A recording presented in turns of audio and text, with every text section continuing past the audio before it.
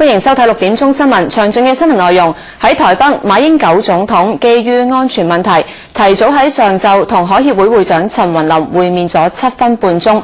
馬英九就提到兩岸喺國際空間議題上仍然有分歧。係咁兩岸咧兩邊咧就關注到兩人採用嘅身份同埋彼此嘅稱呼㗎。喺會面中咧，陳雲林並冇稱呼過馬英九，咁主要嘅咧係微笑同埋點頭。但係送禮物俾馬英九時候咧，就用你嚟代表馬英九嘅。係啊，咁而綠營嘅支持者咧就繼續抗議，仲包圍陳雲林入住嘅圓山飯店㗎。我哋嘅記者徐月娥咧而家就喺圓山飯店外面㗎。徐月娥話：陳雲林嘅行程咧有冇再受到影響啊？唔多唔少係受影響㗎。除咗今朝早咧，佢同馬英九會面嘅時候嘅時間由晏晝提早到去朝頭早之外啦，原本咧海協會方面啦喺挨晚6點鐘，亦即係差唔多呢個時候咧係會同記者舉行一場嘅記者會。但係當陳雲林下晝完成佢一個嘅拜會活動之後，翻到酒店啦，海協會方面就同記者講個記者會係會即時取消咗，但係就並冇解釋到原因㗎。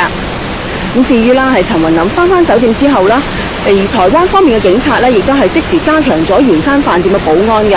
圓山飯店對山頭咧下面嘅幾條馬路咧，亦都係已經有大批嘅警察拎住盾牌係封鎖咗，防止有示威人士衝擊圓山飯店呢一度。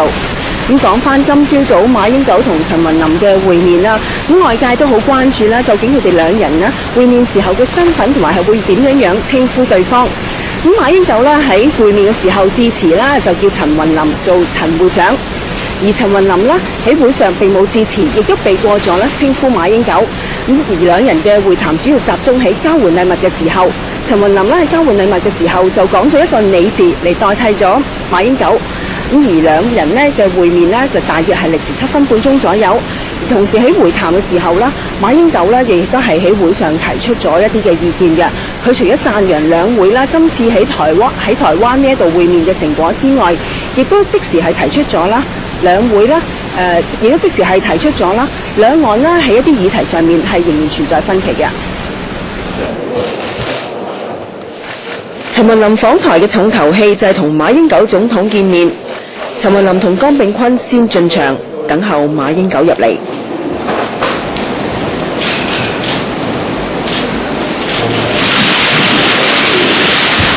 馬英九同陳雲林握手，期間陳雲林一直報以微笑，但係冇開聲。到影大合照，陳雲林讓馬英九先坐低。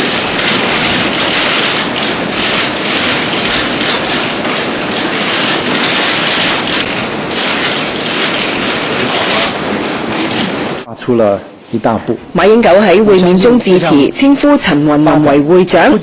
馬英九指海基海協兩會首次喺台灣會面，意義重大，象徵兩岸關係向前跨出一大步。但係無可否認，兩岸仍然存有分歧。兩岸之間仍然存在着分歧與挑戰，尤其是在台灣安全與國際空間這些問題上呢，更是如此。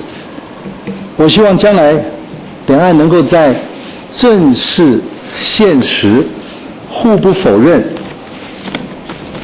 為民興利、兩岸和平的基礎上，積極來處理這些分歧，並且擴大雙方的合作。我也期望未來兩岸還有更多高層的互訪。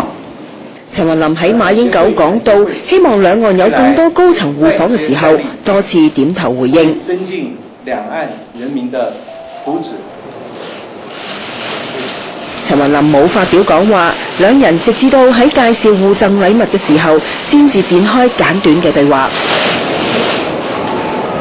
馬英九送咗一個陶瓷俾陳雲林，上面印有蝴蝶蘭同埋蘭嶼達悟族圖騰。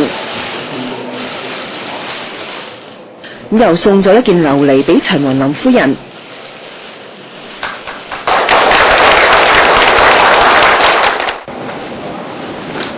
而陳雲林就回贈一幅寫有馬英九名字嘅駿馬圖俾馬英九。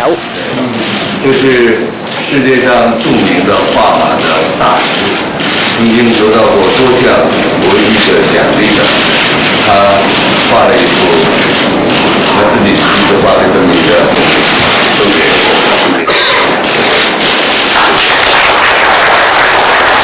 整個會面過程，陳雲林只係提過一個你字，避開咗對馬英九嘅稱呼。而會面由馬英九步入大廳，到佢揮手離開，歷時7分半鐘。馬英九喺離開台北賓館之前，逐一同與會嘅海協及海基會代表握手，慰勞佢哋為兩岸關係付出嘅努力。而馬英九亦都讚揚兩會就海空、郵遞同埋食品安全議題簽署協議，成果豐碩。咁而家陳雲林啦就喺圓山飯店嗰度休息緊嘅，佢夜晚7點鐘啦就會舉行一場晚宴，答謝翻海基會嘅方面。